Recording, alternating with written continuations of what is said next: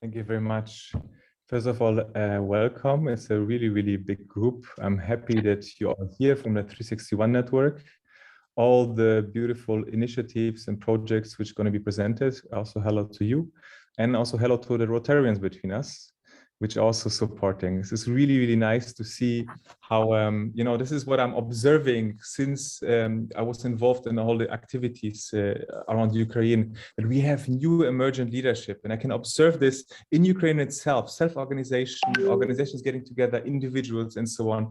This, what I always promote, the catalyst leadership is emerging, and it's really much more effective than this big pyramidal systems of long decision lines and so on. And that's why we try out today a format, and I hope there's going to be more of it, where we're going to try to match those providing already, and with those like providing help on the ground, providing the connection to funds. This is the overall objective. And if you could enable me to share the screen, I could also underline my speaking right now with the, oh, yeah, great.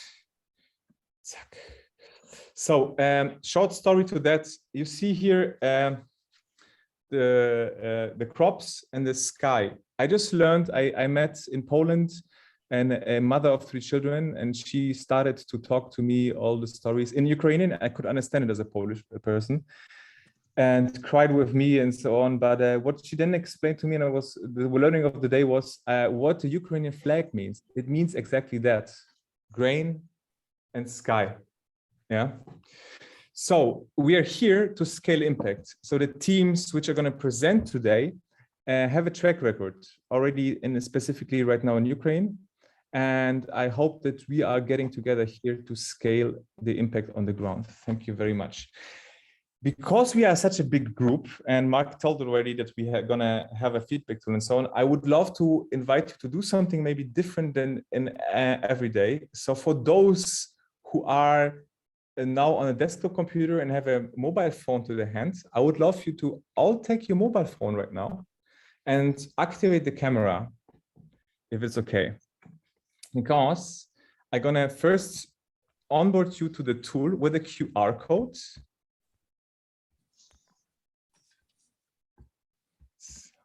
Oops, I'm going to keep it. Please keep it. And for the others, on any device where you can have a secondary display and so on, type in menti.com and then type in the number if you can't open a QR code. But I think since COVID time, you know how to use QR codes, right, ladies? So this onboarding process is going to take a few minutes, but then if you bear with me, I'm going to explain in a second why this is good for us. And, I would love to hear all of you and capture all your perspectives in our session right now.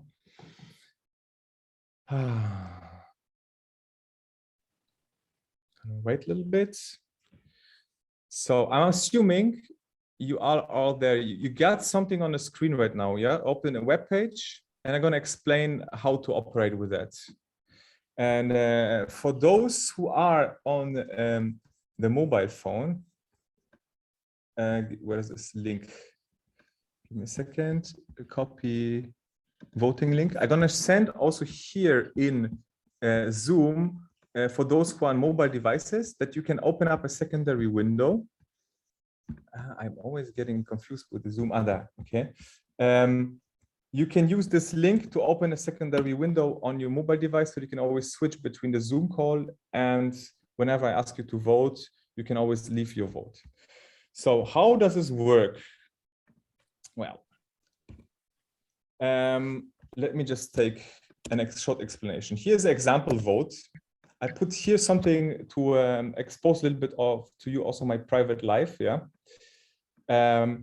It's gonna now, as an example, it's gonna work like that. You're gonna have always on the left-hand side a call for voting, or sometimes in between the presentations you can also respond and give reactions. I think this is very helpful also for the presenter if you could do it. And on your device, you can send votes. For example, here you have buttons. Sometimes you have sliders or text boxes to fill out. And then you just press submit and you're submitting your vote. And it should look at the end like this. If you're all voting, we're going to have different numbers, things will emerge and so on. Yeah. And while presenters presenting, you can always send a comment on the screen, say, hi. And you see a second later, this hi will emerge. Yes. So whenever you want to express something, just use the send a comment. If you really have a feeling on the chest, you need to park a question generally or to one of the presenters. You can open the Q&A and ask a new question, but you can also upvote the questions of other people. You will figure it out while you're using this. But nonetheless, we will always have a point in time where we're going to collect live your comments and feedbacks on a specific slide. So this is how to use, and let's make an exercise. So I see you already started to vote here, right? So let's play this game now. I see already 11 people voted. So what do you think, what is true for me? The first answer is if I could, I would pay to visit the moon right now. I can play the piano, or I am deathly afraid of clowns. Please guess what of those answers is true or false. And I'm going to have a little bit more votes so I can then understand that you're understanding the tool. I think I answered for myself. I didn't answer thinking of you. Oh, but it's okay. It's okay. What is the test? It's just the test. So if we have 8 other more votes, I think then you have at least the half of the people got the tool. I'll wait a little bit. Yep. Okay. Is this? Yes. Maybe I'm missing it. Is this what we're supposed to be presenting, or is this a tool before your presentation? It's a tool before the presentation, John. Just so because we're all going to be using this tool. Yes, because we're going to okay. Yeah. Thank you. Because we're a group, you know, I would love that we capture everyone's perspective here. So I think we got the tool. Maybe we move on to the presentations. Okay, great. So now on your tool, you should have a field where you can fill out your name. So please leave your name here. It should look like that. If it's not looking like that, what is your name? What is your email address? If it's not like that, then please reload the page or say go to slide if it's like that. It happens sometimes. Okay. Bear with me, then we're going to start and it's going to be much quicker, but I would love that you just understand this is your voting tool. This is the way how you can express yourself to the others. Thank you very much. Okay. Maybe this is the moment in time we should play background music. Maybe as they do it, you can talk about the programs. Give it yes. Intro. So today we are gonna have 5 organizations which are from one is communication, the others is supplying goods directly. They established some warehouses and transport routes and supplying directly food. One organization is having medical first aid kits. One organization is providing all different kind of immediate help, and hopefully Ekaterina is here on the call. This is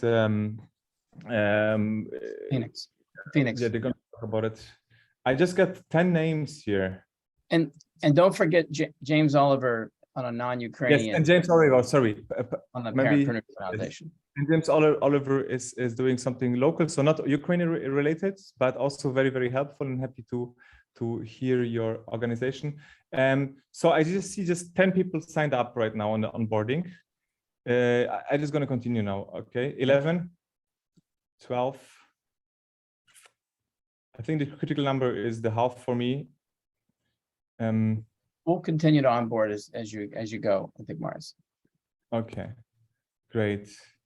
So now short warm up and then we start. In 3 words, what is the Ohio meetup for you? Is it all Ohio related here or is it not? Otherwise I skip it. No, skip. You don't have to. Okay, great. Much Great. I know of Ohio. Marcelo, the format is following. We're going to have always a 5-minute pitch presentation and 5 minutes time for Q&A. And now I'm giving the mic to Marcelo with CityLink.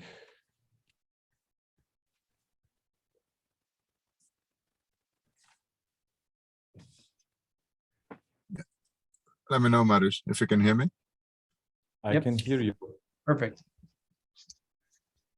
So Marcelo, I was so open and reschedule a little bit the presentation. So just to start with the problem. Is it okay for you?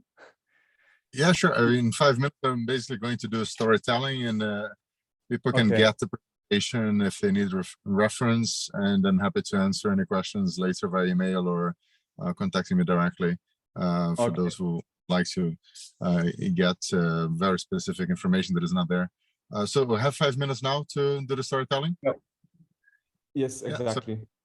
Yeah, so, apologies because I'm in my car. I cannot even see myself, but I decided to put myself on video because that was for the world. Do you see the screen? Do you see the screen right now? I can see the screen, yes. Okay, so whole Ukraine gets bombarded, right? So infrastructure gets destroyed. And this is basically... Maybe I can just tell why I'm involved in this and how. So this is a great page to have a generic perspective. So thanks everybody for the time. I know a few of you actually. In fact, Marius drove all the way to Ukraine from a warehouse in Lithuania with me a couple of weeks ago. And but the background of this project is, in fact, depending on how you define it, 6 years ago, 100 years ago. My family has been in telecommunications for a century. My grandfather was a telegraph operator with the Brazilian Navy in the 20s. Then he built the first commercial radio station in Rio in 1935. My father was his trainee, then became a pioneer in analog television. I became a pioneer in digital television and then large-scale Wi-Fi platforms. So it's pretty much 100 years of doing communications in the family. And it's a background that I'm very proud of. And around 7 years ago, I created a nonprofit called Broadlights, which aims, in generic terms, to bring affordable connectivity to vulnerable communities. The main focus then being the poor half of the United Nations, so the countries that are small islands or landlocked or they're least developed. And that got me to lots of presentations in many levels within the UN or other institutions. I got to do a TEDx in Geneva about bringing connectivity to refugee camps. And I actually wanted to move on to deploying those services, but it's really, really complex, right? You're dealing with the Wi-Fi manufacturer, you're dealing with the banks to do the financing, with the governments. So it's very hard to do that as an association. And when the invasion took place, it was relatively straightforward for me to get all of those concepts that were developing over the years, plus experience in my connections in the industry, to come up with a solution that was very adapted to the context of cities being bombed, infrastructure being destroyed in a very random and quantum way where you don't really know who's being attacked. Well, one of the things that shocked me the most when I went to Ukraine, I went there to Lviv with Marius, and then had to fly to Chicago for the 361 conference, and I continued to Kiev and went to many of the areas that are impacted. The school in Zhytomyr between Lviv and Kiev that was destroyed with a single missile, and then other places that you may have heard of, like Irpin, Bucha, Gostomel, Borodyanka, because these places have been in the news for a reason. I mean, the destruction is just absolutely astonishing. But the thing that I didn't realize is that in the villages, usually the biggest building is a school. So when the Russians invaded, they started storing ammunition, or they would have their headquarters in the school buildings. And when they were pushed back, they would just set it alight, just blow it up, so that they wouldn't leave ammunition to the Ukrainians. So there's a village just north of Kiev, around 1 hour away, called the Bogdanivka, where the primary school and kindergarten was blown up because it was an ammo depot. The secondary school was set alight because it was a battle in that neighborhood. So they don't have any schools, plus the infrastructure in terms of telecommunications and much more was destroyed. And by the time that I was there, they had 2 megabits per second for a place with 1,000 people. So the students don't have a school anymore. They can't even study online. And this is being restructured now. So they are trying to replace the infrastructure was damaged, but this takes time and is very expensive. And no, they cannot be in all the villages all the time. So what we're trying to focus on really is the humanitarian aspect of telecommunications, making sure that we have a rapid response infrastructure that allows us to just put a Starlink there and get the Wi-Fi infrastructure to spread this single resource, because it's really one terminal that's actually quite expensive. In terms of bill of materials, it costs $1,600, even though when you buy it from Starlink, you're paying $600. That's because of the subscription. So we have to be very, very careful in terms of how many Starlinks we can afford. And Ukraine right now, even though it's active, it's waitlisted. If you want to get a Starlink there, I have to wait for 6 months. So we have to be really, really careful with the use of this resource. And what we're trying to do here, that we're calling CityLink, not a brand name, it's just a way of describing what we're trying to achieve, is a way to get a single Starlink and then have multiple repeaters going to areas of humanitarian response, such as hospitals, schools, administration buildings, and make sure that all of them are connected. In certain regions, you actually have the risk of the Starlink location being bombed, especially close to the front line. And a solution that can leverage the technology we're bringing is to get the Starlink to be located in a safe place with no one around. And then with the Wi-Fi links, we have these little bubbles of connectivity far away from any danger zone. Right? So the approach is very much focused on humanitarian. It's very much focused on the rapid response because of the difficulties that have to restore the connectivity in areas that were destroyed. And it's also meant to be help in Ukraine that lasts a very long time and helps the reconstruction. So I have a whole bunch of projects that we're looking on. This is the most important. I don't know if I got to the 5 minutes already, but please yes, let me know. You got it. But maybe you can say there is already kind of deployment ongoing, right? So we got, thanks to the 361 network already for the pilot. That's why we've been in Ukraine together, right? And this everything is established with people who can deploy it and so on. And we figured all out how to get it there and so on, right? Yeah, so the journey from Lithuania that I did with Myris was really important because there's so many complications possible when you're doing something this complex.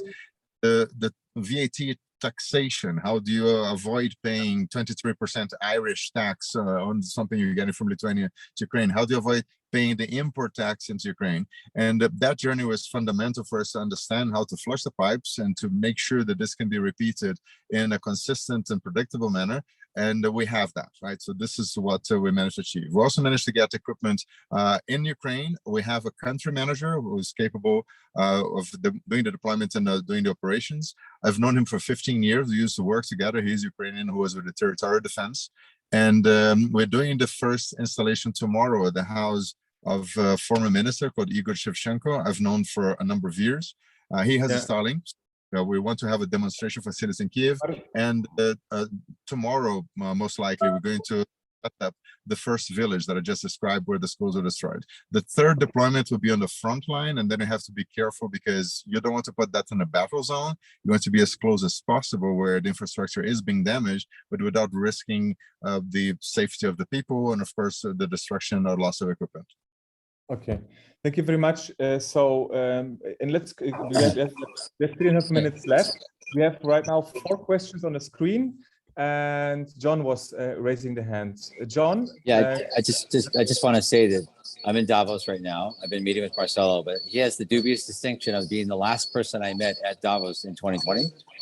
And he's a really good person, and he executes, and we are backing him. And I'm just really grateful that he's here out doing this work. And anybody else who wants to back him, I encourage you to do it. You're going to get your money's worth. So I get behind it. Thank you. Okay. Thank you very much. And thank you, John, for the support. Thank you, Willie. So I'm going to start with the first question. After installation, who is in the custodian of the system? Yeah, so basically, this is managed by the local authorities. We are giving them the equipment until they don't need the equipment anymore, and hopefully this soon, so that equipment can be moved elsewhere. The custodianship is really interesting because one of the biggest advantages of what we're doing is that it's traceable. We have governance. We can literally show donors on a dashboard where the equipment they donated has been installed and how it's being used. So part of the management is remote. So our country manager is making sure that the day-to-day is in place, working with the vendor. We have one of the technical geniuses from the vendor supporting us on a daily basis, and working with the local users, right? In the case of a demonstration facility in Kiev, the country manager is dealing with that 100%. In the case of a village that got infrastructure damaged, is going to be the technician from the Ministry of Digital Transformation. We have weekly calls with them, so they are helping us steer the deployments to the places where they see as priorities. In the case of the war zone, really the battlefield, we have people who are in the military who can go there and help us install the equipment so that we do as much as possible remotely, but we do have people who are able to get into the field and do whatever is required. Okay, so Marcelo, because the questions are going all in the same direction. It's one of the questions is if are the Starlinks free by Musk provided, and then the other question was, and we discussed it, I remember, can the Starlink be bought outside Ukraine and work in Ukraine? This is really interesting because the answer is no, and now it's yes. It's just been updated.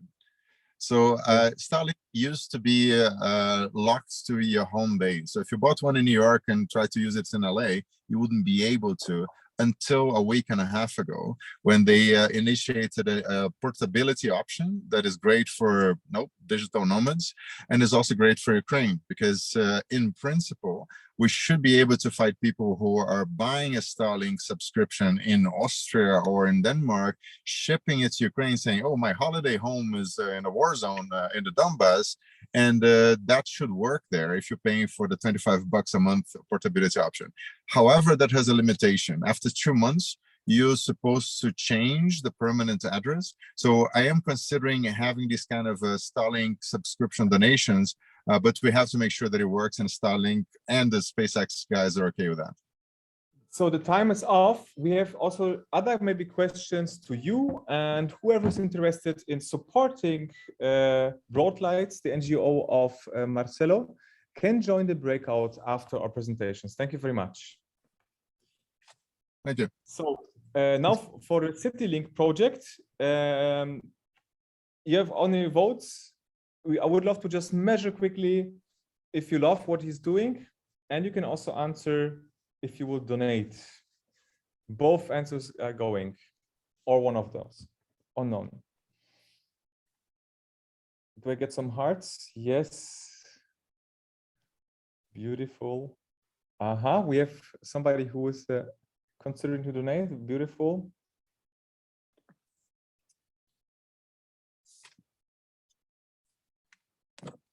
Beautiful. We have a lot of loving people of your project, good feedback.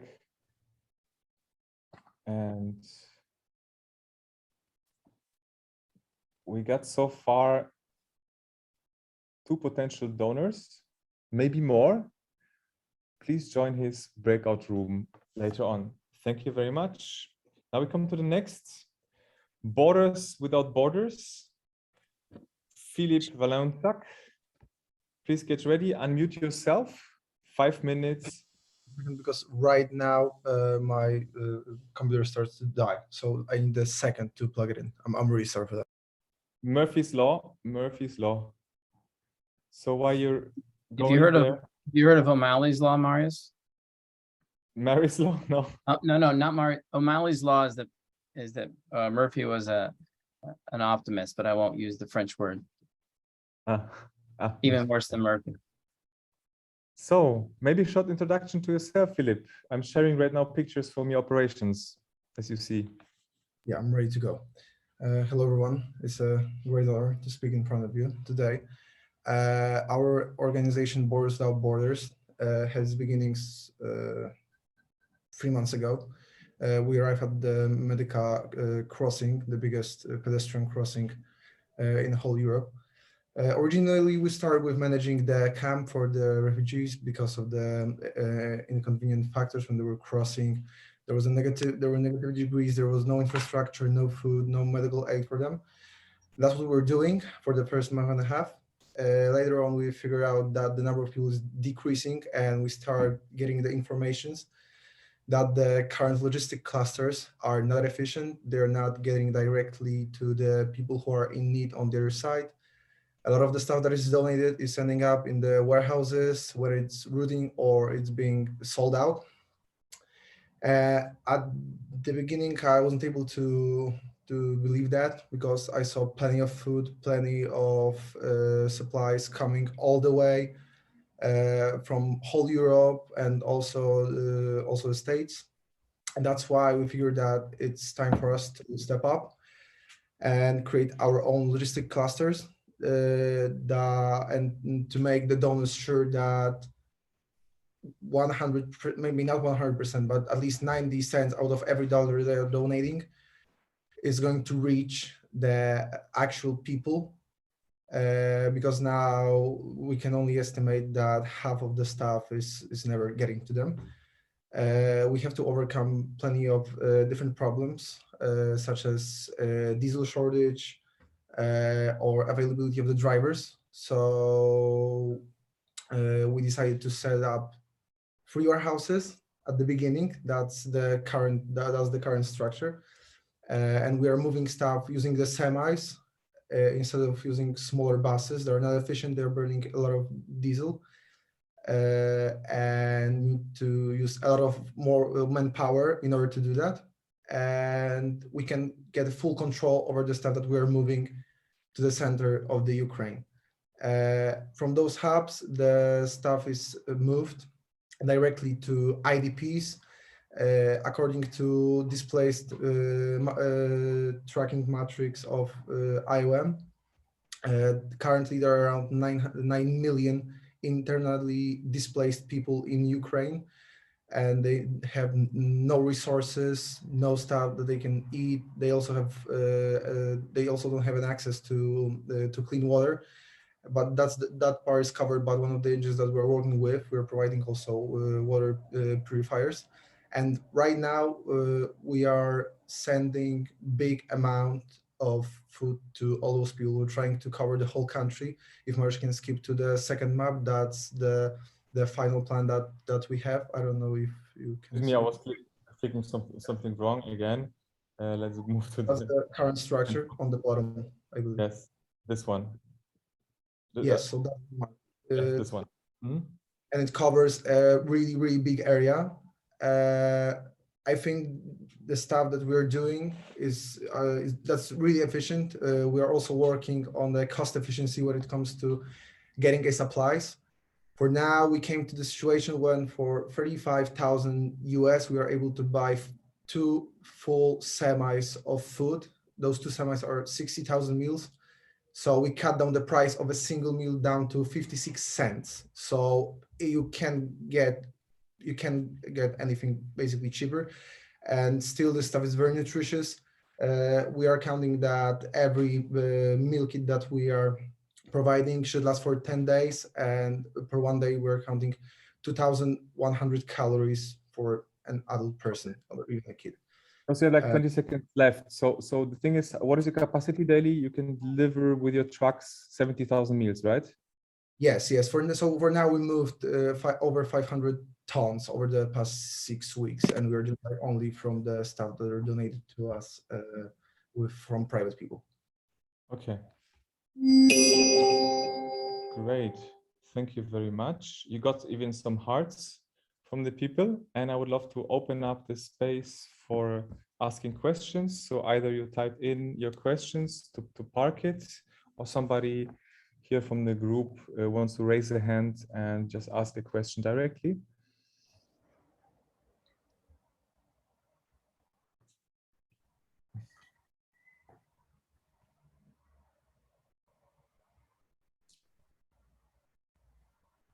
Marius, I think it's an important part of the relationship chains. Maybe you could just explain maybe the origin of how you met Borders Without Yes. Borders. So I've been on this beautiful workshop also Marcello on Samos, hosted by Paula, and I met Justina, which taught me all the story about Borders Without Borders and their engagement on the on daily border, on the biggest border crossing for the Ukrainian refugees.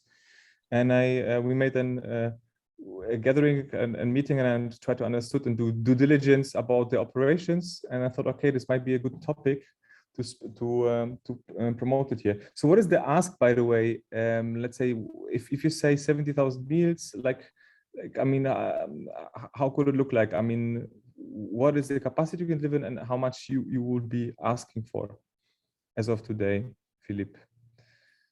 I understand. Yeah. Yeah, I just have an idea how much we have to spend in order to get to semi. So basically, we're covering all the fixed costs for now. So basically, we're looking for any form of sort of donation. The bigger amount we get, the bigger amount of people we are able to reach out to for a longer period of time. But I can see that there are some questions that There's a question. So where's the food coming from, and are you partnering with other NGOs to help get food and distribute in the communities?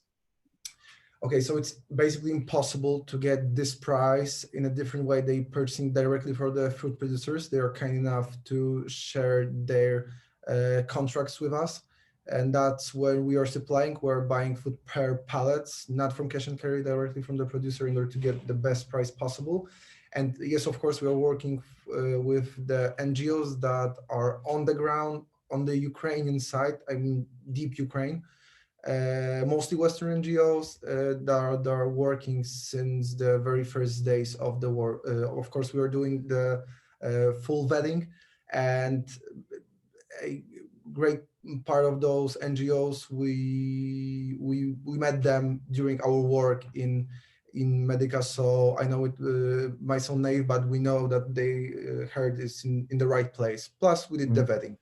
Yeah, like the semi trucks came also from a NGO, from a donor from Switzerland and so on, right? So you got like support already. That's why I'm saying we're able to cover the fixed costs for now, such as warehouse, fuel, some like a small salary for people that decided to stay with us. Maybe I can call this a salary, but we can provide them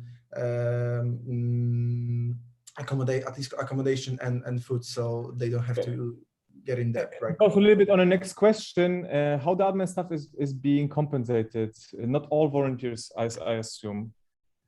Not all volunteers. There is a huge rotation. Our handicap is the fact that our main warehouse is right next to Medica refugee camp, which we were like managing, as I said. So we have access to all those volunteers that are on the site. They are more than happy to help us.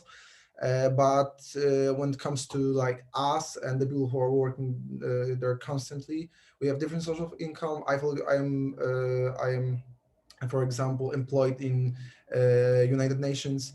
The other guys teamed up with other NGOs, and we're basically providing logistics for them, and that's why some of them are getting paid. And as I mentioned, we get a really good deal for the accommodation, so we are able. So that's that way we can compensate the fact that they're helping us, and by making. And you did also reach out to other donors in EU or US or governments or EU or government donors, governmental donors, because yeah, I mean we didn't get any support from EU and US government donors. Some small part we get it from IOM, for example. We get raincoats or first aid kits, because that's also what we are moving, because this is also very, very important, especially in the areas that are close to the war zone. But it's not a constant support. Unfortunately, we're more than happy to receive that. But Okay, 30 seconds left. Do we have scaling plans across Ukraine? I think this was the second picture, right? Can this model be replicated to other conflict and crisis zones? Whatever you're learning Yes, now. of course. I mean, the whole inventory system can be implicated basically in every logistic cluster. It gives us a possibility to track most of the assets. We want to improve that by using the technology. We are now trying to get a software solutions from the company. I don't know if I'm able to say the name, so I'm not going to do it. Yeah. They provide us with the stickers that allows GPS location for every single unit, and because of the fact that it comes as a sticker, the cost of single unit is really, really low, and that's Great. also what we are offering. So that's what we are providing: cost efficiency and safe deliveries directly to the people who are in need, because we're just trying to fulfill the very basic things that they need, which is food and water, and they are unable to get it by themselves, unfortunately. Philip, thank you very much for the presentation. Everyone can join the breakout room who would love to hear more from him. And thank you very much that you're postponing your start as a career as a lawyer to just help right now. Yeah, beautiful. Yeah, I mean, maybe I'll be able to graduate this year, but it's not likely to happen, unfortunately. Yeah, but first things first. Thank you, Philip. Thank you very much. Now voting. Do you love and support what he's doing? And do we have somebody who would love to jump in and support also in cash?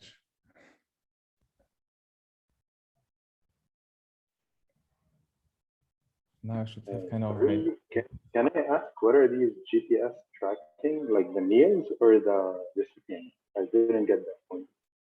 Excuse me, can you repeat that? Because With the GPS tracking, he doesn't get this point with the sticker and GPS tracking, because you're scanning in and then it sounds a signal to the server where it's got scanned, right? This is how you GPS tracked, I guess. Yeah, so it's like a fleet tracking. It's working more or less like location for Bolt, with the difference that we're not providing the live tracking because it is dangerous for the drivers. So we're gonna use geofencing. So we just know if the truck is go off the track. That's why we might assume that it's in jeopardy or it's being, taken over or something like that. Okay. Thank you very much. And Maurice, just on the interconnection, because he says he's doing aid kits, we're going to talk about citizen aid. They could be like a distribution arm, but maybe he's got better tracking than Phoenix has. So maybe there's a best practice that he could share, possibly. Yeah, it's a beautiful point. I have also something to share where we also found synergies between the teams. I'm going to promote it later on, tell you a story about it. So it's really great that we're having these gatherings and talking and exchanging. Thank you much, Philip. Yeah. Thank you very much. Parentpreneur, James. So stage is yours with James, yes, you're getting sandwiched between two Ukrainian blocks. That's all right. I'm delighted to be here. And Mark, I'm super excited to see that I'm not the only one who has 1 million bookmarks and tabs open on his browser. So thank you for making me feel better about myself there. And I see Gary's here, James. Yes. And I'd love for him to because we're all about relationship chains. Maybe Gary could just say a few words real quick. That'd be great. Yes, I'm here. Sorry about that, guys. We're doing some apartment renovations, so I didn't turn the video on, so you don't have to see all the work I've got going on behind me. But I'm Gary Bowles. I'm Chair for the Future of Work at Singularity University, and I've done a number of talks on future of work and that sort of thing with the community. I actually met James through a project of the Nasdaq Entrepreneur Center that my son is involved in. And I've for quite some time been fascinated and deeply focused on community-based activation of entrepreneurship. And when I heard what James is doing, I had to become one of his main cheerleaders.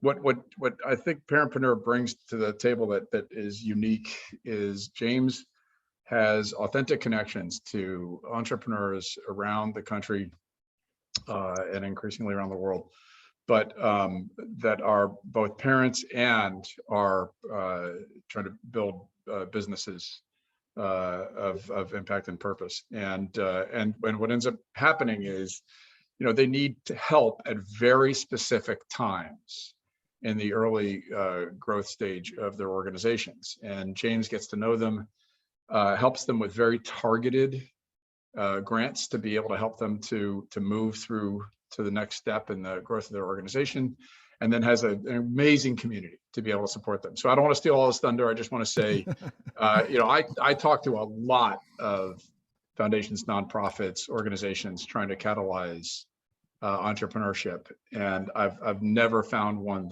that I felt was doing such a great job in building such an authentic community and providing such targeted support. So I'll stop there and let James take over. Wow. Thanks, I think I'm done. Like he just made the presentation for me. Thank you so much, Gary. I really appreciate that. And thank you, Mark, for having me, and Mariusz for organizing this. And thank you everyone for taking time out of your incredibly busy schedules to learn about the Parentpreneur Foundation. So as Gary mentioned, my name is James Oliver Jr. I'm the founder and CEO of the Parentpreneur Foundation, which empowers Black parentpreneurs so they can leave a legacy for their beautiful Black children. And the reason I started the foundation is because I was looking at the wealth inequality data from the Fed Reserve back in 2016. It was 10x white families versus Black families. And everybody generally accepts that entrepreneurship is a great way, a great path to wealth building. But the thing that people don't understand, if you want to support Black entrepreneurs, that's great. But think about what are the consequences of failure or success for Black parents who are entrepreneurs. So you compare the Black parentpreneur versus the stereotypical hoodie-wearing entrepreneur that living in their mom's basement, right? So what happens if the parentpreneur succeeds or fails? What are the consequences of that? And I submit that it's greater if you're a Black parentpreneur, the consequences of success or failure. And if you want to make a dent in terms of the wealth inequality, the impact is multiplicative if you support the Black parentpreneurs, because not only do you improve the life and lifestyle of the Black parent, you also have an impact on the parental unit. You have an impact on the child, who then shows up in the world, which impacts the Black community and the world writ large. So I just want to shout that from the rooftops I can. Like, if you want to help Black parents or entrepreneurs or Black entrepreneurs, you have to focus on Black parentpreneurs. So that's what we do. You can go to the next slide there, Mariusz, please. So the Parentpreneur is publicly supported by great people and organizations. Brad Feld and David Cohn have become really good friends of mine. Brad supported us with over $125,000 in funding right now, nominated us for the Techstars Foundation Accelerate Equity Program, which has been great to help us build our social capital, which we're always keen to share with our members in our community. The Nasdaq Entrepreneurial Center, which Gary mentioned, they've been supporting us. They co-sponsored one of our grants last year. And we actually just announced a big project with them last week, which I'll get into here shortly. Next slide, please. So what's different about us at the Parentpreneur Foundation? A lot of organizations, they're just like, oh, here's some money, right? We're like, no. We understand there's no difference between how you show up as a parent and your success as an entrepreneur, and those things are all intertwined. So we look holistically at the lives of our parentpreneurs. In our first 2 years, which is what it's been since we launched, we've given away $100,000 in cash grants to 100 members so far. We've paid for mental therapy for 320 therapy sessions, which is huge because mental health is generally stigmatized in the Black community, and there's a lot of trauma that's getting passed from generation to generation, and we are helping to make significant change here. So that's one of the things that we've done that I'm most proud of. We've also paid for virtual assistants. We paid for virtual tutors for family members' children when it was the pandemic and some kids were having a hard time learning virtually. Can you go back to the last slide, please? I'm sorry. Back, please. Back. Thank you. And also, we think that the lack of social capital for Black entrepreneurs is as problematic as the dearth of financial capital. So we're always looking for ways to help Black entrepreneurs increase their social capital. We do things like paying for LinkedIn profile consultations, getting them access to people that they normally would not be able to get access to, and just helping them grow in a variety of ways and more. Next slide, please. So as Gary mentioned, at the heart of what we do, we have a thriving community of 1,900 Black parentpreneurs. That number is growing year over year consistently. And these are just some of the previous grantees who are doing a variety of interesting things. Next slide, please.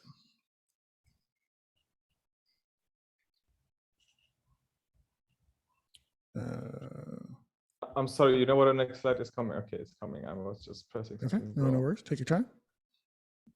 So Yes. this one, Right. So we mentioned the Nasdaq Entrepreneurial Center, as Gary mentioned. Last week, they announced a big project. It's called the Venture Equity Project to tackle the lack of capital for Black and minority entrepreneurs. It's sponsored by the JP Morgan Foundation. We are one of the organizations. It's 9 organizations, nonprofits, asset allocators, and some schools, some like Stanford University, Carnegie Mellon, involved in this project in the US, in the UK. And we're delighted to be part of this project. And our organization received a $130,000 grant as part of this project over a 2-year period. Next slide, please. Yeah, James, on Yes. JP Morgan, their second largest office is Columbus, Ohio. And we Oh. have a lot of JP Morgan people coming to the event. Oh, fantastic. We should sync on that. We do. Yeah. I have a great entrepreneur to show up for that event too. I think I mentioned her to you, Mark. She'd be great. And she actually she's in the Goldman Sachs 1 Million Black Women Initiative. She's fantastic. And a lot of people on the mental health are on this call. We should talk about how we can help both monetarily and otherwise. That would be great. That's the one thing that we do that we're always going to continue to do. So that would be amazing. By the way, Thank you. it's not just the Black community. It's certain parts of the white community and Ukrainian community. We all need help with this stuff. So, You know, I think we're in the middle of a mental health crisis and nobody's talking about it. Fortunately, I've been seeing a therapist and I can see the transformation in the members of my community who've been seeing a therapist. And anytime I have an issue, I spin up a therapy session. We use betterhelp.com for the Parapreneur Foundation community. Can you go back one slide, please, Mario? carry on. I was just chiming in. Keep going. Yeah, no worries. So we have something I talked to Mark about that we would like to do as you guys move to Ohio. We would like to spin up a new grant program specifically for the Black parapreneur members of our community who are in Ohio. And the thought is we could give a $1,000 grant to 25 Ohio parentpreneurs from our community. So the ask is a $2,000 donation, $1,000 of which would go to be a paid grant or a grant to a Black parentpreneur from Ohio. $1,000 would go to support the Parentpreneur Foundation operation so we can keep doing this important work. And as I just mentioned, Mark, we could have at least one person from Columbus that I feel very comfortable with that would represent properly to show up in Columbus. Well, So that's it. I have some ideas that it can be more than one. Let's just. Oh, talk about it. perfect. Yes. What we need just, and this is a general point, in the deal side, we need underwriters, right? In the philanthropy side, we need your vetting system, right? I hope you touch on that because that's what we're trying to actually figure out how we support is how you become effective in doing what you do and we can sort of synergize. Yeah, no, absolutely. We could easily team up to do that super easily. So yeah, ask me here to answer any questions. I think on that last slide, there was information about how to contact me, how to make a donation. Excited about partnering with you all. Mark, I can't thank you enough for, allowing me to hold space here with all these wonderful people, and Gary for supporting me as well. Thank you very much. We're gonna make a breakout room, and I'm gonna, because of them and just respect of time, if nobody has right now any spontaneous question. Somebody DM me, wanted to know the name of the mental health app. It was betterhelp.com. That was Blue, I think Blacksley asked the question. Betterhelp.com. Okay, I think this question was to the last NGO, I guess, right? Yeah, this vetting process question mark. Maybe you want to explain it shortly. The vetting process. Would you like me to answer that question now?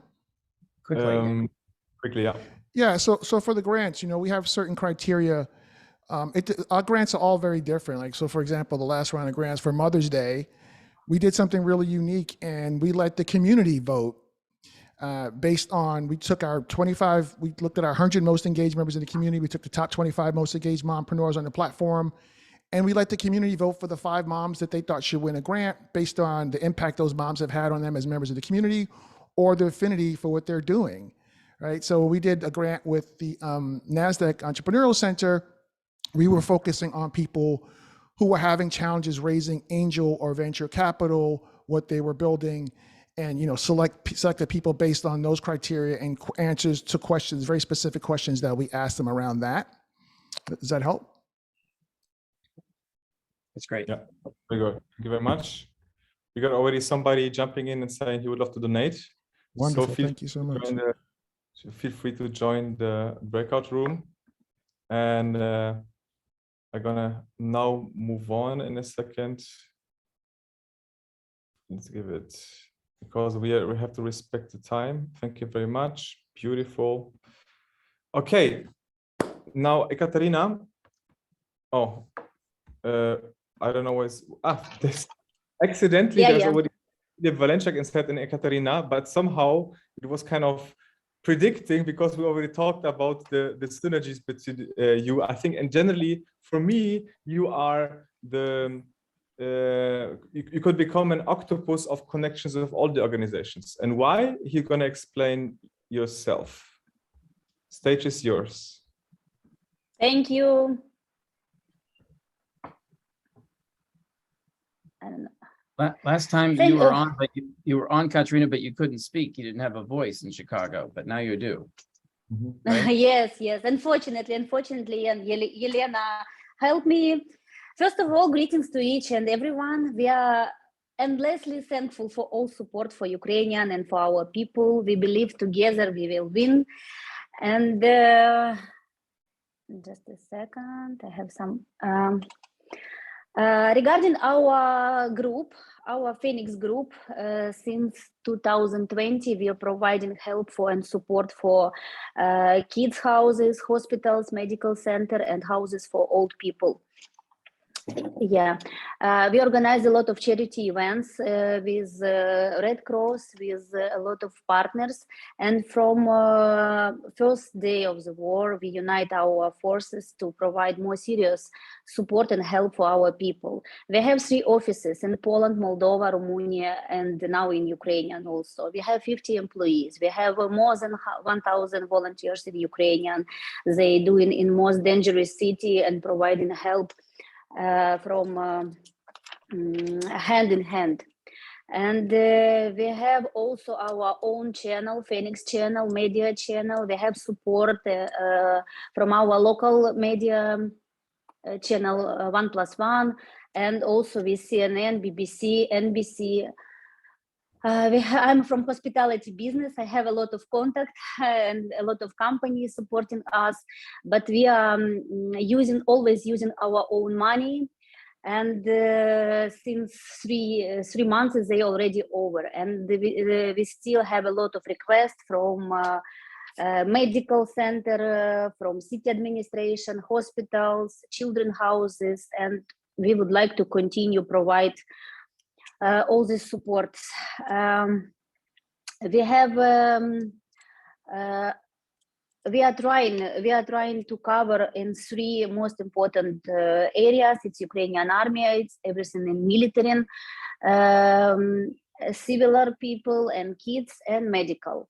Today we are sending 3 ambulance car in Nikolaev and 1 pickup truck also. And people, city administration in Nikolaev asking us also to provide maybe not so new medical equipment. They will be happy to have more, but not new. It will be help to cover more, to help more people. That's why at the moment we are looking for some partners, donors who can provide for us any equipment, any support, money. We don't want money, it's not important for us, but we have all contact in Ukrainian. We have people who already going to dangerous area, and it's important to continue provide helps. And people in Ukrainian people knows Phoenix. They never say no, and in any time, any day, we are continue doing our best and continue spend some our own money, but unfortunately they like I already mentioned, our company spent more than 3 million euro for these 3 months, because everything is very expensive, especially ambulance. It costs around $85,000. Pickup truck, it's also cost around $150,000. It depends on the model, etc. All equipment also. It's everything expensive. Yes, even we have partners in Ukrainian, like manufacturing with water, with some food. They already provide for us something, and we directly provide for people. We have a list of the needed every week we receive. You can see like an example. We have all reports. We have video, photo reports, like I mentioned with the TV channel also. And we have before we had three times per week tracks with food, but now unfortunately we cut it, and we have only 1 track per week. It's cost $40,000. It's easy food like oil, rice, pasta, etc. Pampers, especially for kids food. Yes, at the moment we have request for ambulance, also pickup truck, and humanitarian, all humanitarian foods, etc. Medicals. Yes, and we have today also, we mentioned with the city administration in Nikolaev, they open a lot of medical centers and need all medical supports, equipment, ambulance, and they are happy also to have some, not new, like I mentioned. It's a list of the needed with quantity, with amount, what we have. We have a lot of reports, video reports. I didn't put here. Maybe I can, it's video with the ambulance photo. Last photo is from today. Yeah. And then this is also a good segue. Yeah, so beautiful. Thank you, Ekaterina. So you're doing... Thank you, everyone. Yes, you have a big network established. You got all things covered, right? So what is missing right now with the progressing war, that like say support supply is just getting less, right? And this is somebody here in the group was telling me once, Mariusz, because I was once exhausted. It was you, Marcello. Like, it is not a sprint. Prepare for a marathon, and you've been right. You told me in February, I guess. Yes, and we are in a marathon right now, and we need constant support. And I hope that we bring some more support today. And so you just delivered some, and I would love to share a story before we go in the question answer. You delivered ambulances, and you need more ambulances. You know, and in the group we had an initiative, MLOV, and with all the discussions we had, we came up with one thing. You know, like why to have too many administrative instances. Why not to take the direct suppliers who are building the ambulances and plug it into the organization, you know? Because we have here on the call as way, I guess see Nico is here on the call for the Rotarians, because they're already collecting money for the ambulances. And we had always the discussion about, you know, how is the operation covered and so on, because the MLOV concept was before just, let's say, more on the border and so on, to deliver, and Paul is also there, cool, nice. And the idea is now to use those funds and to support you guys and plug this together, the operations. Yeah, so I got a call from the team that was initially building the MLOV project as well. And I'm really grateful for Nico's feedback, for example, because you guys were saying, you know, what is the reason for this being so expensive and like built in Germany when you can plug in your resources into existing teams on the ground. And so, Mariusz, I completely agree that the project, the MLOV mobile hospital, should be restructured and actually integrated.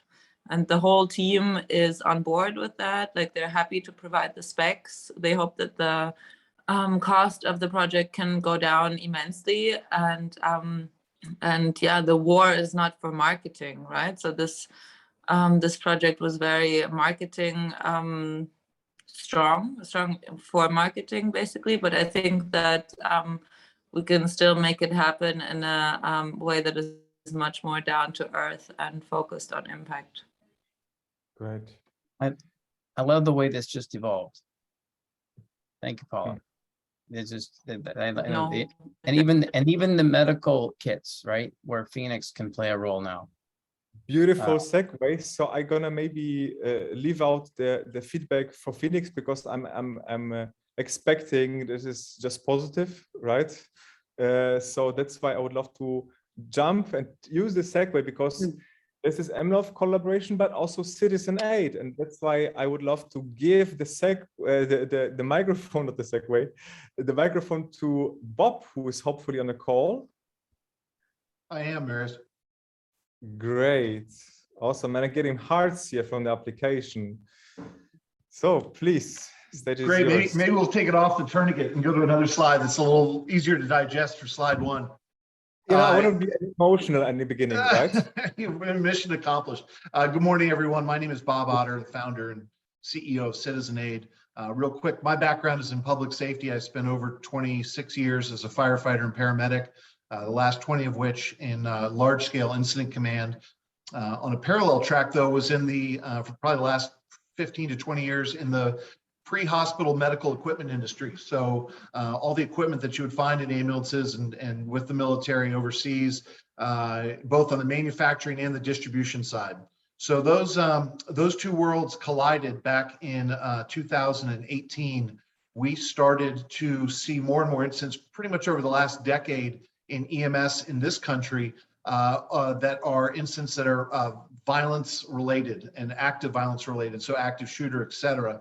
And no matter how good we got as first responders, we were seeing that the level of preventable death was not going down. So no matter how quickly we improved or how much we improved in getting to those patients in those large scale incidents, we were still seeing mortality rates go up. And so it became very obvious that the only way that we could lower preventable death was going to be to teach the public some simple steps on what to do to keep more people alive until we could get to them. And so with all good pre-hospital medicine, EMS in this country, we look to the military for proven solutions. And we found a program in particular that had been utilized by ourselves and our colleagues in the UK called Combat Lifesaver, where they taught 18 and 19-year-old infantrymen 6 to 8 simple steps to keep their buddies alive until medics could get there. And that program worked, and it lowered preventable death on the battlefield by 25%. So what we did was we contextualized that into a civilian program called Citizen Aid. Our kits and our training are in schools and professional sports stadiums and businesses all throughout the country. And it became very, very clear very, very quickly when the invasion of Ukraine happened that the first wave we saw were civilians picking up arms and fighting for their country.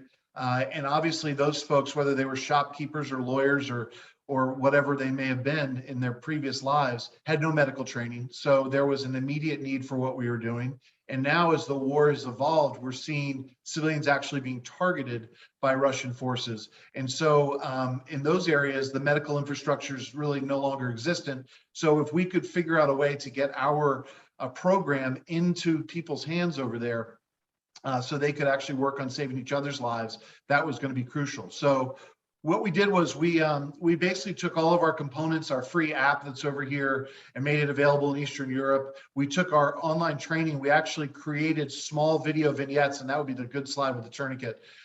We created vignettes on how to stop bleeding and how to treat someone who's unresponsive. So anything that would be either bullet or blast injury related. And we had all of those translated into Ukrainian and made available across the country.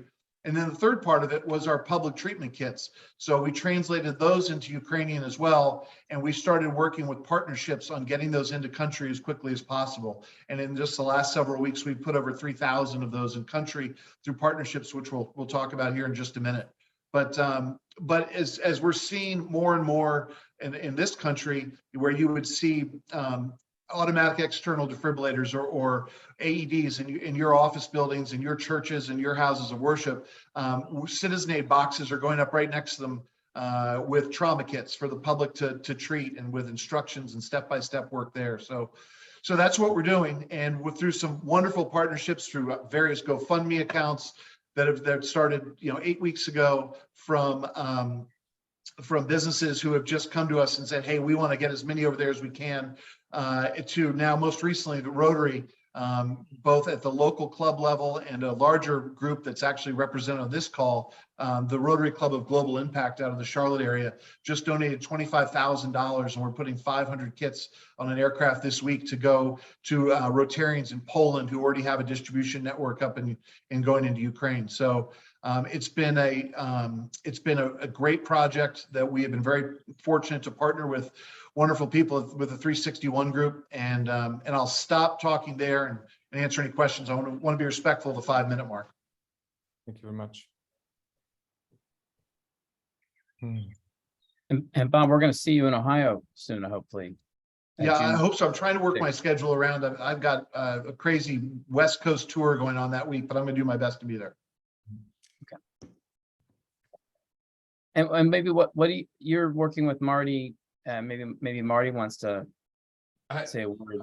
Or Mike. Thank you so much, Mark. You have been wonderful in sharing this opportunity with us. 361 firm, I can't say enough. Everyone I talk to is about Mark Sainer and these humanitarian opportunities. When we were introduced to Citizen Aid with Bob, Fireman Bob, it was a groundbreaking opportunity to get the cash together and really get involved with Rotary. And our district governor, Nico Iannelli, is to thank for helping us every step of the way on this $25,000 in cash and get these kits purchased. Also, Phoenix came into the mix thanks to Marius and Mark. Again, we were introduced to Ekaterina from Phoenix, and we're giving them 100 kits this week at our warehouse in Warsaw, Poland. The other 400 kits we will distribute. I myself, as a presidential aide and having served 6 presidents of the United States now and First Families, just cannot thank Mark Sainer enough, the 361 firm and Citizen Aid, and also all the work and all the nights and weeks that Marius has put into this, including driving around Ukraine in the battle zone with Marcelo for 3 weeks. Just unbelievable. So I hope to see you over there next week. And thank you guys again so much for allowing Rotary to get started with you. We've got a lot more money. We've raised almost 15 million now just for this project. But as many of you know, we hand out 47 million hours that we volunteer with our army of 1.4 million Rotarians in 46,000 clubs every year. And we give away about 160 million in grants per year. So thank you so much, Mark. Mm-hmm. Thank you much. The time is running, and I would love to take also some words you said. We have already synergies going on here, and before we had planned to breakouts, and I would love still to do them. But before, some information to share. So there is an opportunity to donate to the organizations yourself, but since we have they're international, we have the tax deductibility needs. Rotarian Club was offering the support to use them as an infrastructure for 503(c), and it should work following way, that you can use a link which you can share. And just to, and now I need a tip from Mike or Nico or something like that for this filling out. Maybe we share this information later on. This is a kind of 2-click donation link over PayPal. And then Rotarian take care about the admin stuff about deductibility and so later on. We need to fill out here in the top, just to make it clear, because the data is landing at the Rotarian Club. This Rotary Foundation, what should be written there, Nico or Mike? Can you tell me shortly? Yeah, I can put it in the chat real quick. It's Rotary District 7680 DAF number 574 is the donor advisor fund. Yeah. Okay. And, So and just to add on to that, Nico, can they put after that string, could they indicate the project that they would like to earmark it for? Typically, so if they send in or they wire in the funds directly, they would put in a memo field what it's for. Yeah. I believe for the credit cards, you have to put the donor advisor fund number. I'm one of the 4 advisors on that fund. They can always send me an email directly, letting us know so we can match it up, but we honor the donor's request, right? So if the money is earmarked for the Ukraine, we'll make sure that the money comes in. It goes towards those efforts. We did the same thing with the hurricane relief for the Bahamas. We had over 1.3 million that came in. All that money was earmarked just for the hurricane relief. So this gives those that are looking to contribute to a 501c3 status in the US. The money comes in, and then we're able from there, the advisors, to give it to a US-based 501c3. The money can go out. It's a short-term solution. It still goes to the Rotary Foundation, so it still has the full oversight for it. But we can put the money towards those projects that the donors wish to direct it towards. And could you speak to the administrative fees or lack thereof, just so that people can understand the percentage that will go towards the program? Yeah, so everything that comes in, it goes towards these donor advisor funds. We can keep back 1% as administration costs, but we don't. So whatever money comes in, we send it right out. If it goes towards a global grant, which are, typically the global grants I'm involved with, Rotary International, 300,000 to $1 million with it. If it's outside cash, they might hold back 5% for the foundation just to cover overhead expenses. But typically it's less than 1%, but anything that comes through this donor advisor fund, it will all go towards the project. no, I can talk. So great. Thank you very much. From the club foundation end, I would say the same thing that the governor is putting out. It operates in the same form, macro, micro. Either way, it's managed through the foundation or a foundation that's set up. And I'm not going to say earmark, but the donor does have the say. Whatever level it is, the donor does have the say. That's it. Yeah, and Marius, this is Marty Mangello. I just wanted to add, I had dinner with our first female president in history with Nico last month, and it really was a wonderful event to see Jennifer Jones, the first lady president in 117 years time of Rotary. So we've got our national convention, international convention coming up in Houston, and Rotary is on a roll, 117-year roll. So we are 100 out of 100 ranked on Charity Navigator.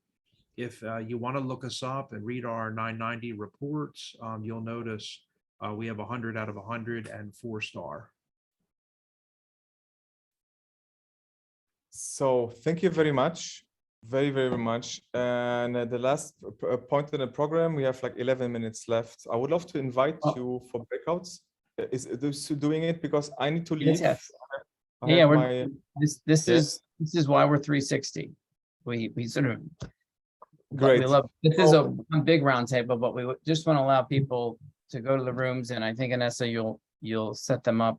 They'll be named. Looks like they already are. You can choose the Starlink, medical, Citizen Aid for the medical kits, mobile hospitals, which sort of overlaps with Phoenix, Jane Oliver and the Black parentpreneur, sorry, and again, Borders Without Borders. I think broad support for supply chain is Phoenix, so you may be putting that together with hospitals, mobile hospitals, Marius. So yes, this was the idea. So Citizen and Phoenix all together in one panel, right? Because it's kind of connected. Yeah. Might I suggest, just because some people have to leave probably at 1 sharp, let's just go to the rooms, meet the people, quick intros, take contact info. The idea is that each one of these could and should have its own spin-off event and landing pages, and it's a process that we're putting in place. So go to your rooms before we assign you. Thank you very much. I need to quickly leave family stuff. Thank Yeah, you we very got- much to be over we got there, you, and Mark. thank you very much in advance for all the help. Yeah. Thank you. Thank you. Thank you. But go to your rooms. We'll call back here at about 1 o'clock for a quick debrief.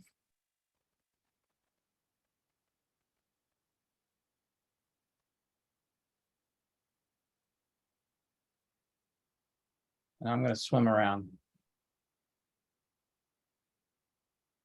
If you need help, let us know. We can guide you, but just join any room you'd like.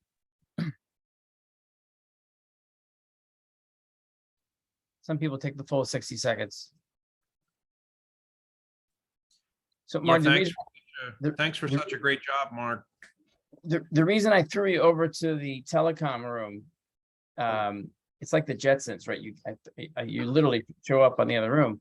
Is they need the link, but I just thought about it. We just use the same reference code, and they could just put a space telecom mesh project as a Yeah, they can do that. Starlink, telecom, mesh. Okay. We're also going to be talking with them. We're going to say like, hey, we just got a huge donation, or. I think that's just one of the most, we have it's like a most valuable product, a proof of concept, and it's something that no one else is really doing. It was a great innovation from Marcelo, and yeah, I'd love to see us team up on that. Yeah, it really was. And to see some of those towns reduced to 2 megabyte per second service for the school and for the city services and the police is just unbelievable. I mean, honestly, 2 megabyte per second. Think about it. I'm talking today on 990 megabytes per second.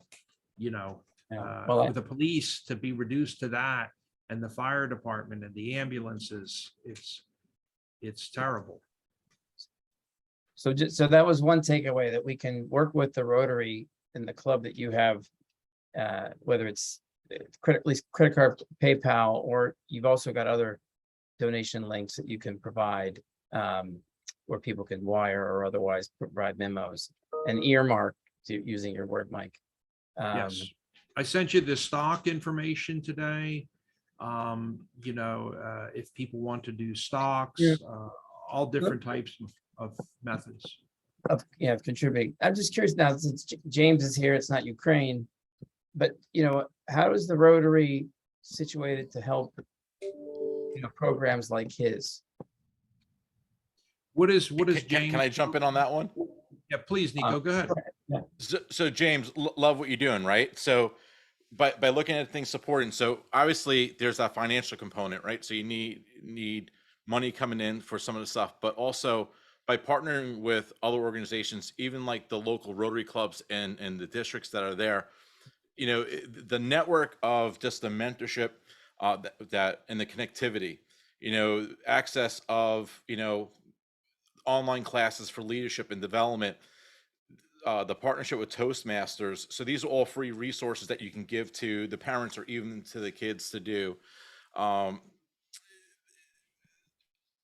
you can have people in the community there to help, right? So there's your volunteer base, and able to, connect with people that they may have not met otherwise, and also have an impact in the community by doing projects together. The one thing that I love about Rotary is that you can be, doing a project, planting a tree with somebody who's the president of a hospital or managing a hedge fund. Like, you don't know. I know you as James. I know as Marty. I know Mike as Mike. It's up to me to look for them on the outside world, but we're all doing stuff together, and that's the connectivity. So I think on the parentpreneurship on that, being with like-minded people that are there to help. They're big on youth programs. Like, I'm a facilitator. We do a program that was developed by the Center for Creative Leadership, where we do 4 days of leadership training for rising juniors and seniors of high schools. I wish I had this 30 years ago. But it's things like that. But so I think that's where the synergies are there. And then if you get, the partnerships like with the local clubs in Ohio or in the communities that you're in, they can tell that story and it spreads, and then it can go into other communities because you have that the group of people that are just doing a lot of good, that they're giving back, that want to change lives. How's that, Marty? Thank you. Can I add something? I know I speak a lot, but it's important. You know what it reminds me of, the Rotary Club? It reminds me of something Marty could probably fill in the blanks here with President Grant. And, you know, he a lot of people like poo-pooed him, but he was a strong believer that you don't have to lead from the front necessarily. It's about facilitating. And if you know, true philanthropy, true community service, it's not about shining the light on you. It's about what can you do to make the world better. And that's what Rotary really represents. And I just wanted to share that, you know, it's just a good global effort.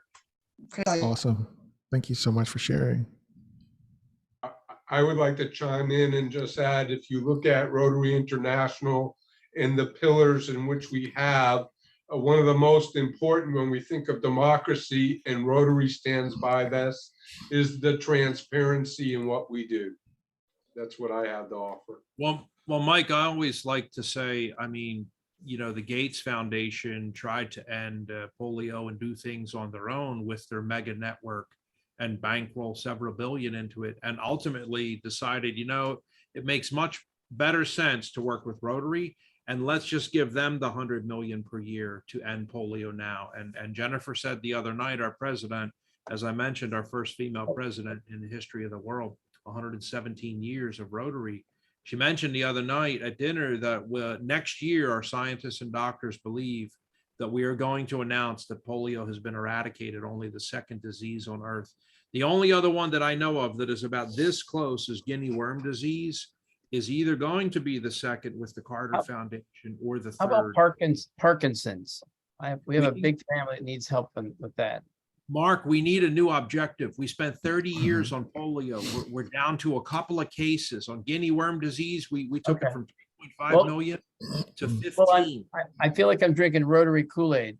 But you need a big bottle, Mark. No. I mean, but I'm hearing and I'm learning. I do want to. I know you're helping Bob, and it sounds like you guys have a game plan around Bob. Great points, Nico, as it relates to James. And we're going to be sort of integrating on the Cincinnati and Columbus. Marcelo, we were just talking before you jumped in. I think we use the same links and just earmark.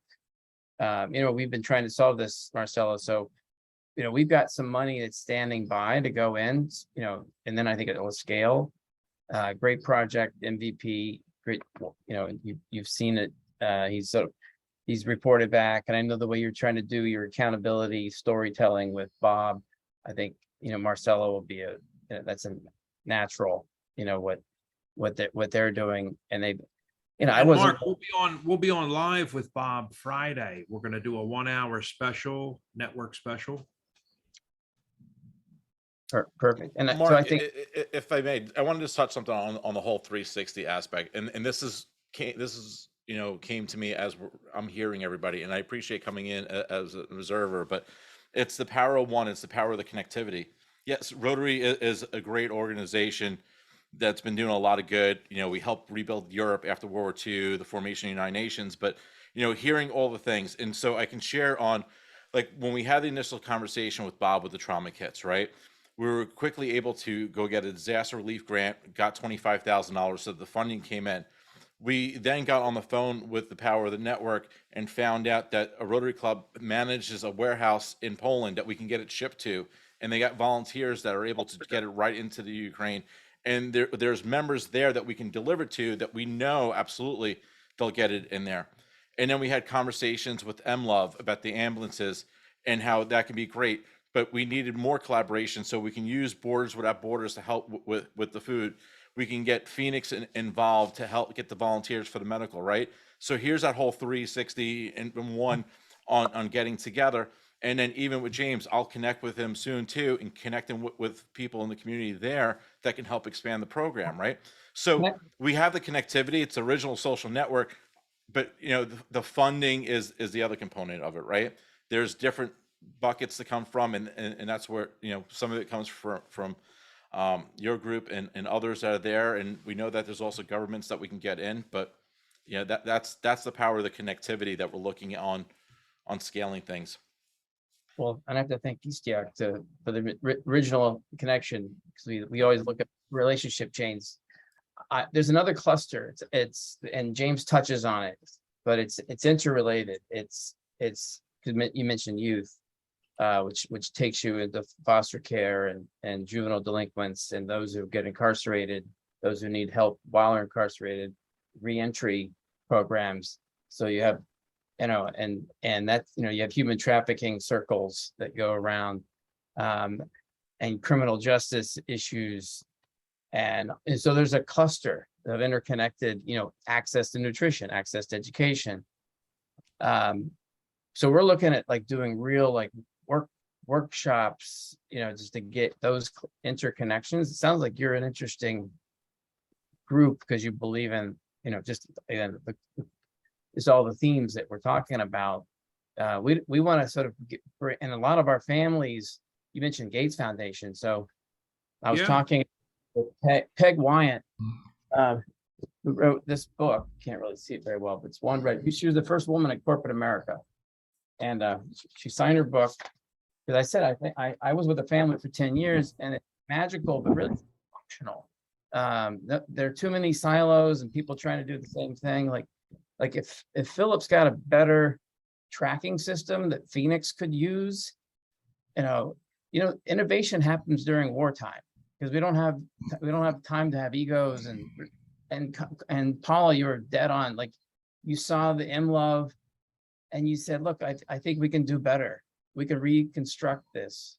And, so then Bob's sort of if you haven't heard of the Denison Mafia, you're about to enter another little world of us all get together. The small college that were in Ohio.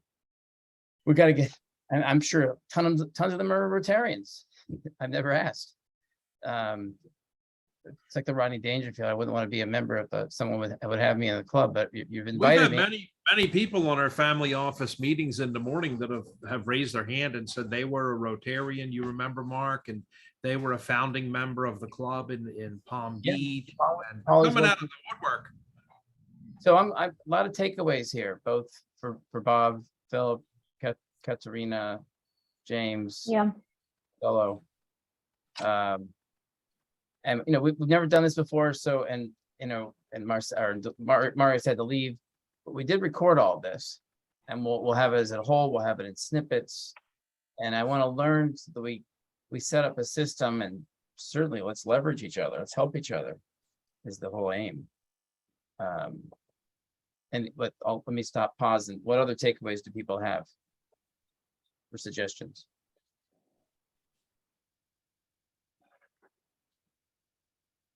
Well, I'm glad that you felt our love for Rotary, but I did not want to serve you Kool-Aid. That's just my enthusiasm to see, what it is, to see the efforts behind the scenes. It's like the people go to the show and they look so, easy and clean, but all the work that goes behind the scenes, right? And that's, I guess, my enthusiasm. That's where it comes from. Like Nico was saying, like to see it. We're used to old school, going to those meetings here at home, staying in our little bubble, in our little circle, and to see, to be able to work on this global scale in real time, it's just such a thing, so that's where my excitement comes from. But thank you for, entertaining us too. No, I didn't mean it. I actually do mean it somewhat pejoratively on some subjects, but no, I was just like, if I had a dollar for every time I heard Rotary in the last 30 seconds, it was just, you guys are passionate, right? You've done things together. You're doing things. We're doing a good job. And I always say we have great stats. People jack their jaw a lot and drool all down their pant leg and, have nothing to say. They make a lot of noise out of their throat, but they just don't produce any cash, money, or results. Nico's ex-Army, Mike's ex-Army, I'm retired Navy, 30 years. We're firing down on results. We think we're still at war. We're not. We're actually in business now. And we're used to producing combat-related results for America's military. That's what we're used to. We're just doing it in business now. And I pride myself on, human resources, human services, customer relation management. I pride myself on that. What could I say? At the end of the day, we're a bunch of good people doing good things, and I think it's the power of the network on everything we're doing and being those connections. The power of the network, definitely. Yes. Well, you guys know how to lead a Zoom. You guys just. Yeah, well, 46,000 clubs helps, Mark. They pick a country, any country. When we go in, it's a red carpet. It's the president, the governor. There may be 10 to 15 people waiting. It's organized, and it's 117 years of organization. And that's why Gates decided, like, I'm done trying to reinvent the wheel. Let me just work with Rotary. Let's just give them the 100 million per year. It's much smarter. So yourself, like, how do we, what's the game plan for Bob? What's the game plan for Marcelo, Philip, Katerina? How do we take that? And sorry, James, of course, like Nico's got some good point. So Bob is a two-step process. Bob needs to go from cradle to grave. So Bob needs to go from, like, Friday, his 1 hour network special will be filmed with the cases and the symbols on it with Rotary, and everything that Nico designed will be in the background shipping out.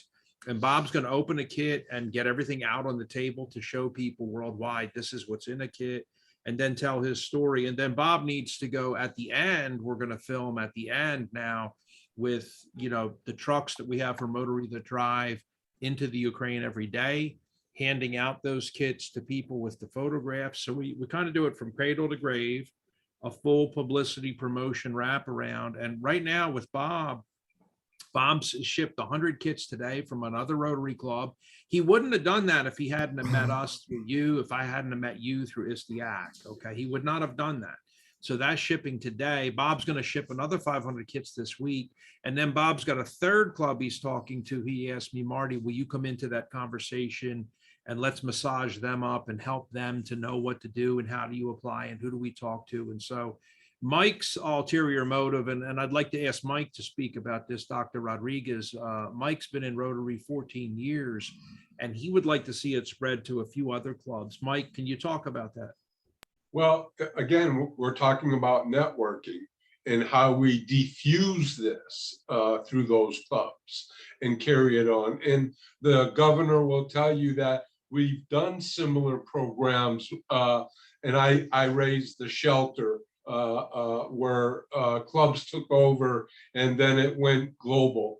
And again, this is what we do. And you've heard the word Rotary over and over again. And what can I say? I took a year sabbatical almost and traveled New England through clubs. And what I noticed is that the cohesiveness within the communities, and then the relationships when they're taken out of their comfort zone and travel abroad. So we're used to having international partners in the system. And that's truly what is the drive. I love what the governor says. Why are you doing it? Well, I was kind of nurtured into it, and that's how it happens. And don't be surprised, Mark, if you find yourself in a foreign country looking at these projects and you're saying, how did I get here? And I'm going to blame it on Martin. No, I'll share like with Katerina too. So, I mean, we know even with everything going on in the Ukraine, right? So there's the immediate need, and that's where you have the outpouring of supplies and things that's going on. It's going to be a long haul on the recovery efforts, right? Rebuilding the communities, rebuilding the schools, the mental health aspect. And these are all things that when we look at sustainability, the long term, that, it's great that we get the immediate, but we know that this is going to be years and years and years that we're going to be there helping support everybody that's there. So we have to have that look on things. So I'm hearing some people have to hop. Just wondering, like, if we had 1 minute for at least everybody, what the plan is. I think I heard your plan on James. If you got 1 minute left, James, just reiterate what our action steps are. On James, I hear maybe you two are going to connect, Nico. Yeah, and I'm going to connect with James, and then I'm going to connect him with the governors and the the folks in Rotary that I have connections there to help with that program, because I think it's outstanding. But we work with DeWine and Husted, Governor, Lieutenant Governor of Ohio, where we're going next. So we can, if that connects up. And how about for Katrina, Phoenix? Is that on you, Yeah. Mark? What's our plan? I want to guess on hearing what's Rotary's plan in a way as relates to Phoenix. Yeah, we're going to They have get a lot. where to go to get those 100 kits here this week. That's a Thank start. you. We are waiting for them and for all support. Just give me your advice. What is the next from our side? Maybe need to provide more information or video or some reports or some presentation, more deeper presentation, because we are very involved in operations and every day our people in front line. I'm just to connect all together, all information between suppliers, donors, and all these groups. It's not easy for us at the moment. Just give me some advice or recommendation. Thank you in advance.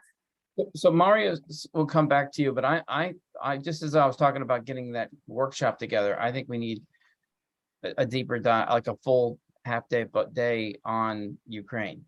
And like you're like a supply chain connect, you're the synergies you and Philip can provide to Bob and others, I think are key. We're getting to know you and through our network, trusting you. So let's circle back about part of the bigger picture takeaways. Just want to see Marcelo. You want to what do you think the plan is for their Rotary team Rotary?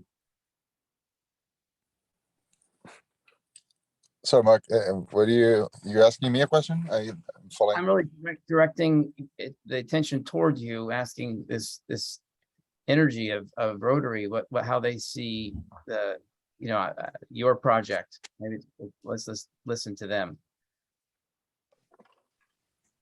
I would like to see the city links on the MLove mobile response vehicles for the connectivity for the refugees. Well, I think that would be interesting. I don't know if you thought about that, Marcelo, if that's in the infrastructure, how you're looking to scale. We're working with the ministries, right? So they're the ones telling us where they need the help the most. So if you try to correlate that with another project, we're just kind of hampering their style, so to say. And we would have a smaller deployment. So we could try to coordinate, but I think that the needs are quite different at this stage. And open to ideas, but we're trying to make sure that the connectivity goes where it's needed the most. Well, maybe if you just whisper to the ministry that there could be some ambulances on the front lines that could, not in Kiev, but towards. But There are different ministries though, so we're working with the digital transformation and telecommunications.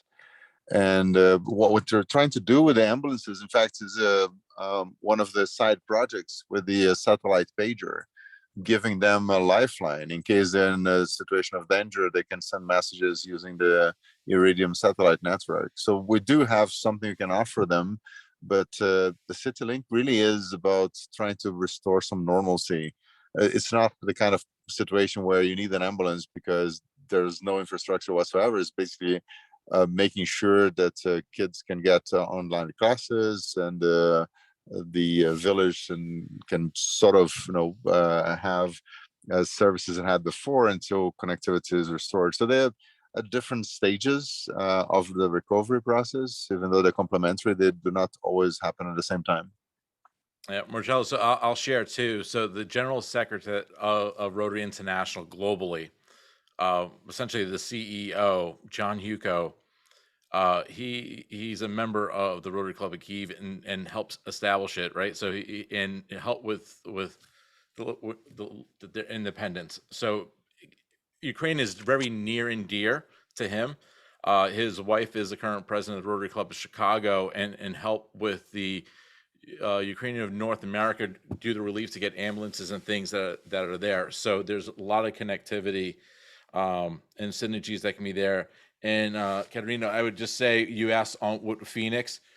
My only ask is, when you get these trauma kits, that they get to the people that need it. That's all. You know, we just want to make sure that the people need it. And I think you guys do so much there. And so, we feel absolutely comfortable that we can get them and they're getting out in the community. So once that gets wrapped up, I can put in another grant and we can get more there. And just the power of one and the power of the network. I shared it with my classmates. It's 500 governors globally. So I talked to my classmates and already shared, and I have probably about a half a dozen that are on board. We'll tell the story on what we did, and then we can scale it and do a lot more. Well, I know we got sidetracked on that technical, putting the telecom on the bus or ambulances, but to your storytelling, I like to see if Marcelo could be in your cycle, Marty, then of that story getting out and scaling. Yeah, I honestly, I invited Marcelo, but it was right before the 3 weeks through Ukraine, and then Marius told me he was exhausted. Yeah. I also would like to get Katarina on to do a live show with her direct from the Ukraine, much like we did with Libyum Gerazimenko. I know Libyum has, but I would like to do a live show with Katarina as well as Marcelo whenever they're ready, so we can, because we know that when we start telling our story, explosive stuff happens, Mark. We start getting calls and people call me crying and saying, like, we couldn't even talk for 3 hours. We watched this whole thing on YouTube, and they call from all over the world.